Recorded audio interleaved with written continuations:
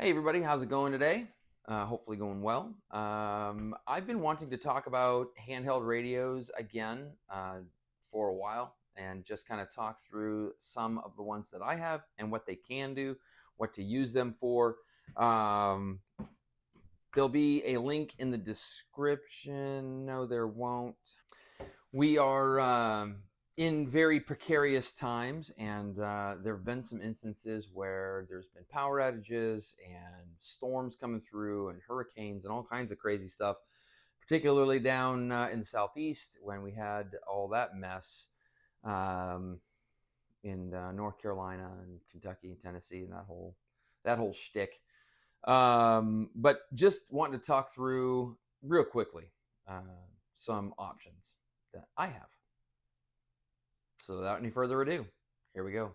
All right, I have quite a few handheld radios actually. This stack here, this grouping, are the radios for my family. In fact, this one here was the radio that kind of started it all. This was my first handheld radio. It is a UV5R Pro Plus. It's got one of the big 3800 milliamp hour batteries on it. And I did get an aftermarket radio. It is a Nagoya 771. It's actually a decent antenna because the stock one that comes with this radio is junk. This is a great option for starters, like beginners. I don't know if you can get the Pro Plus anymore, but they make other ones now that are a little newer than this, a little more modern. This one has a little port where you can charge it with a cord. It also has a cradle, but it does not have a Type-C charger. And some of the other ones, some of the newer ones do, and I'll show you that. But this is the radio that started it all for me, for ham radio. It's a good option. It's a good little radio. This is the one that my wife has now. It's 8 watts, which in reality is probably closer to 6.5, 7 watts. But anyway, this also is an 8-watt radio. This is my son Ethan's radio, and we kind of lucked into this one. Got it for like $30. Same battery, no USB-C charger. It is literally the same radio in the inside as this one. It's just got a little more modern outside, and then it's got a signal stick on it. And then this is actually the one that I got for myself and ended up giving it to my son Jack. It does have a USB-C charger. You can see that there. It also has the cradle mount there for charging. That USB-C is actually a pretty nice option to have. This one actually has a colored screen, which is nice. It was about, I don't know, 30, 35 bucks, something like that. It's the UV, no, let's see, yeah, the 5RM, the Baofeng. And then, of course, I've got an aftermarket, I think it's a Arroyo antenna that I got with it, which is nice. It works pretty good. This is my daughter's radio. She likes color. So here we are. This is a UV9R Pro. It is water resistant, not waterproof. I'm looking to see, this is not USB-C charger capable, but I believe this battery and this battery are the same. We're pretty cotton picking close. They're not quite the same. I'm wondering if you can get an aftermarket battery for this radio that is USB-C, but this is a 5-watt radio. It's and dual band. It's a good option. Was a little bit more just simply because of the water resistance option, I guess, whatever you want to call it. This is just your plain Jane UV5R. This is one of my sons. Two of my boys have this radio. I have one just like it as well. This was 19 bucks, and it works. And I've got a signal stick here that cost more than the radio itself. That antenna did, because the antenna is like 23 bucks and the radio was 19. But it works really well. Lots of spurious emissions. So if you want a super heterodyne radio, that is not the one to get. But it's cheap, it works, and in a pinch, and especially in a SHTF situation, it will communicate, and I'm sure you're not going to be really all that worried about whether or not you're having spurious emissions happening. But anyway, all of these radios are the radios that my family use, with the minus of Justin's because it's in his car. But that is the same thing. And I have one here. This is my little stack. And these are each individually, well, I was going to say they're individually unique. They are, but they have specific purposes. This is the same thing as this, as you can see, only I wrote a TP on mine, and I have a big green rubber band on there for keeping my mic jack plugged in, because I have a different microphone and speaker setup on mine. This one also has a signal stick that I have wrapped up there. This is the one that I keep on my my carrier, and it's kind of a beater radio, to be honest. Figure 19 bucks. If you break it, it isn't that big a deal. It is not waterproof though. These three here are each of my little more expensive radios, and they each have their own kind of purpose and function. We're going to start with this one here. This is the Yau FT65. Basically, this radio is it is the same thing as basically the Baofeng, but it is a little bit better because of the build quality. It is a heavier duty radio. It does not have a USB-C charger port. It has only the cradle, which kind of stinks, but it does work pretty good. I like this radio because it's super small. You can throw it in a pocket, and it works really well. It's just a monochrome screen, and that's it. I mean, it is what it is, right? It's a relatively hardy radio made by Yaesu, and there's some out there that were made in China. I believe this one is labeled as being made in China. I have heard that they are starting to make the FT65 back in Japan again. The price has gone up on these radios. This one was about $100 when I bought it, and it is now, I think, 160, 150. I don't remember. It's been a while. I don't need another one because I've got one, so I don't look up the pricing. Maybe I should. But anyway, this is a good option if it is an entry-level radio, and it does very well. It has way less spurious emissions than the Baofeng. But again, dual band, so it's a 2 meter, 70 centimeter. You can Mars mod this radio so that you can talk on GMS and MERS. That is not any legal advice, so please don't take that as legal advice. If you're going to Mars mod your radio, that is on you. So please don't say that I said you should do it. That is up to you. These last two radios here, one is a Yaesu VX6, and you can see I scratched my screen. I'm actually pretty upset about that, but it is a very robust, very hardy radio that is submersible. It is waterproof. I don't know what the rating is. I can't remember, but you can look it up. This radio is probably my most expensive radio, handheld radio that I own. Very high quality. It is super heterodyne, so it is very, it's fine-tuned as far as the frequencies that it transmits on, and you don't end up with echo transmissions on other frequencies.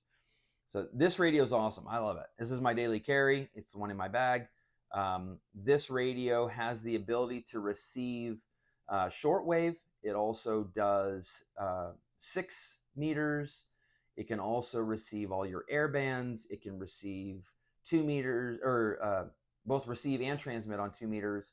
You can receive and transmit on 1.5 or 1.25 meters, and then you can also receive and transmit on 70 centimeters. But the fact that you can receive on so many different frequencies is awesome.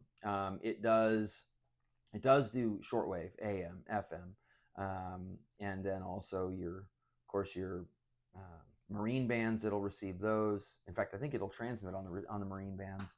But the air bands are pretty awesome. I can actually listen to the airport here locally with this radio, which is pretty awesome. I do like this radio a lot, and it's not super crazy like high tech as far as its display. It is again monochrome, orange lighting. That's it, and simple display. I mean, it is actually quite intuitive. I did have to watch some videos on how to program, but once you get it, it's very simple. It's a great radio. If you're looking for the one to get, I would say this is it. And they are talking about discontinuing this radio, so you may want to go out and get that sooner rather than later. This one brushes near the $300 mark, $265 I think, is what I paid for this radio, and I have considered getting a second one just simply because one is none and two is one. So anyway, this radio here is the newer of the ones that I have that are HTs. It is made by BTEC. There are two other variants of this radio. One is made by Radio Oddity. The other one, I don't remember who makes it, but it's the VSG, I think. I don't know. Anyway, this is the UV Pro. This radio is very interesting in that it has GPS, it is waterproof, and it will do APRS. If you don't know what APRS is, that is a whole different conversation. And I mean like a whole different conversation. This radio is, I mean, really, truly very packed with features. BTEC is basically a company, from what I understand, here in the States that take these cheap Baofeng radios and actually make them better. But this radio has a color display. It is GPS. It does suck the battery down pretty hard when the GPS is on, though. Man alive, is it? Yeah, something else. But the fact that it'll do APRS is pretty interesting and very cool. You can actually use this radio to send messages, like text type data messages, via radio frequency rather than through the cell phone frequencies or even internet. You can send small data packets with this radio. I've been watching a gentleman who his channel is called Tech Prepper. He has he's got way more brain cells than I do. We'll leave it at that. But he strongly recommends this radio for off-grid purpose, and it is a great radio. Dual band, so it's 2 meters and 70 centimeters.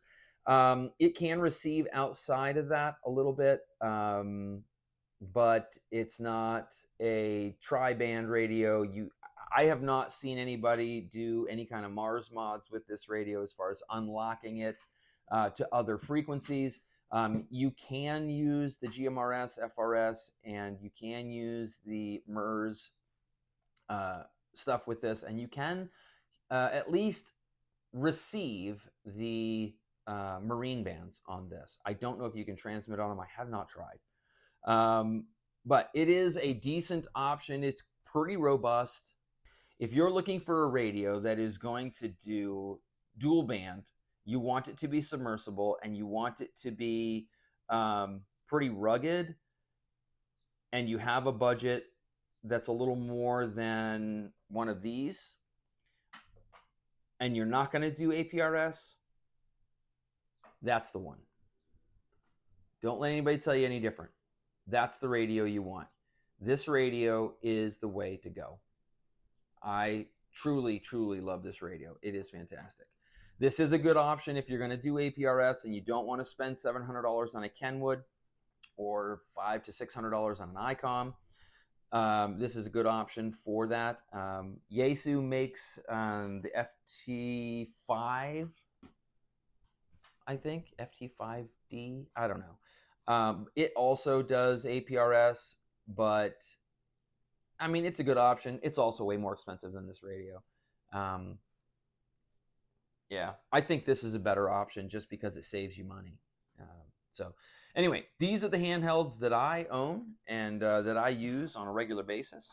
And these are the ones that my family has.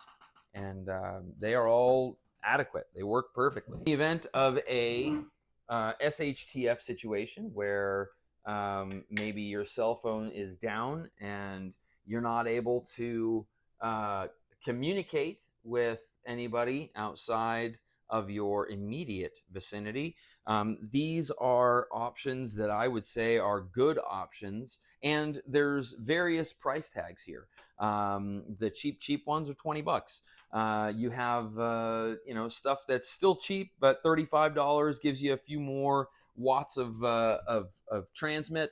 And then you have a $50-$60 range one there it's decent. Then of course the FT65 is going to be about 100 bucks. I found it on sale, I think, maybe. But anyway, and then of course, if you want to spend the money and get a VX6, I really recommend that. I don't know that I would recommend that for your first radio because you're just going to be frustrated because you're not really going to know how to use it. And that brings me to another point. If you are going to get a radio, learn how to use it. There's no point in buying a radio and then just having it sitting in a box. I mean, because what's the point? You're not going to know how to turn it on. You might know how to turn it on, but you're not going to know how to program a frequency. You're not going to know how to get in touch with anybody. You can scan all day long, but you're not going to hear anything, especially if it's on a repeater and you'll hear it, but you won't be able to transmit because there's probably a PL tone, maybe an offset. So learn how to use this stuff. Learn how to program from the front panel so you don't have to plug it into the computer. Learn how to do that stuff. I am not a very smart person, okay? But I figured out how to do it. I watched videos and I learned and I read books. One of the major books that I actually do recommend if you're going to do anything with a Baofeng, this book is an absolute must for you. We're gonna walk over here to the bookshelf and grab it.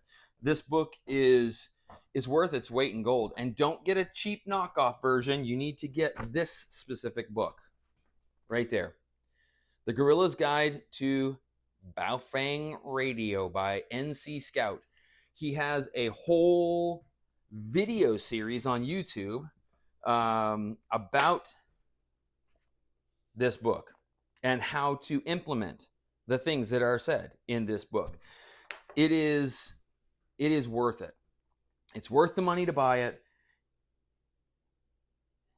It's worth the money to buy it, and it's worth the time to read it and understand it and actually have your radio out and turn it on and step by step go through and learn how to use your radio.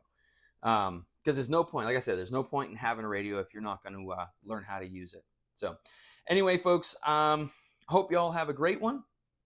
And whenever you watch this video, hopefully it will inspire you to do some preparations for a situation where in the event that there's a problem, you're taken care of. So there also are other options as well, which I might get a blister pack of radios at Walmart or something and just kind of share about those as well, because that is a decent option.